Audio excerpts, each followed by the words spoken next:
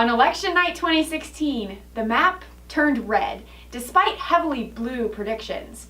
I'm Ellen Densmore, and this is Something Political. The evangelical vote likely accounted for much of the discrepancy between polling predictions and reality, because many were reluctant to admit that they had voted for a so-called racist, misogynist, homophobic bigot. The one thing they couldn't ignore was the importance of the next president's Supreme Court appointments. Trump's recent nomination of Neil Gorsuch to succeed Antonin Scalia seems to indicate a conservative uptick in the court. But let's take a step back and look at the lay of the judicial landscape as the Trump administration takes shape. Chief Justice John Roberts served as associate counsel to Ronald Reagan and held various other positions within the Department of Justice before being appointed to the United States Court of Appeals for the D.C. Circuit in 2003. George W. Bush nominated him as Chief Justice of the United States in 2005. Justice Anthony Kennedy, previously a Ninth Circuit judge, was nominated by Ronald Reagan in 1988. Scalia's passing makes Kennedy the longest-serving current justice, and despite his Reagan appointment, he has proven himself reliably unreliable. Though he tends to side with conservatives on gun rights, campaign finance, and Obamacare, he has also defended race-based affirmative action, voted in favor of abortion, and provided the deciding vote in legalizing same-sex marriage. Justice Clarence Thomas was nominated by President Bush Sr. in 1991 to succeed Thurgood Marshall, a Kennedy appointee and the first African-American Supreme Court justice. Thomas is a strong defender of the Second and 10th Amendments, and due to his textualist and originalist approach to the Constitution, he's generally viewed as the most traditionally conservative member of the court. Ruth Bader Ginsburg, appointed to the court by Bill Clinton in 1993, is the oldest current justice at age 83. Before becoming a judge, she advocated for the advancement of women's rights as a volunteer lawyer, board member, and general counsel for the American Civil Liberties Union. Ginsburg is considered the senior member of the court's liberal wing. She consistently supports abortion rights, including partial birth abortion, and has also been an advocate for using international law to shape the U.S. legal system. Justice Stephen Breyer, also a Clinton appointee, took his seat in 1994. Like Ginsburg, he's generally associated with the more liberal side of the court. Justice Samuel Alito, appointed by George W. Bush in 2006, is considered one of the court's most conservative justices. He's been described by the libertarian think tank the Cato Institute as a conservative jurist with a libertarian streak.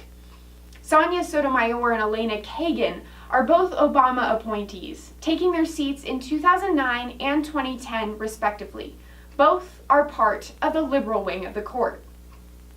Antonin Scalia, who passed away suddenly a year ago, was appointed to the court by Ronald Reagan in 1986 and was unanimously confirmed by the Senate, becoming the first Italian-American justice. He espoused an original view of the constitutional interpretation, and despite his support for some forms of affirmative action and his belief in the supremacy of the executive branch, his use of scathing language in his minority opinions earned him a reputation for unwavering conservatism. With Scalia's death, America began to realize that the court could change drastically in the next few years. We have an aging bench, with Justices Ginsburg, Kennedy, and Breyer aged 83, 80, and 78, respectively.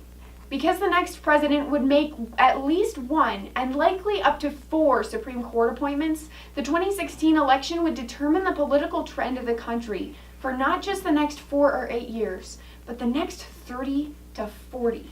A wrong move there could be irreversible.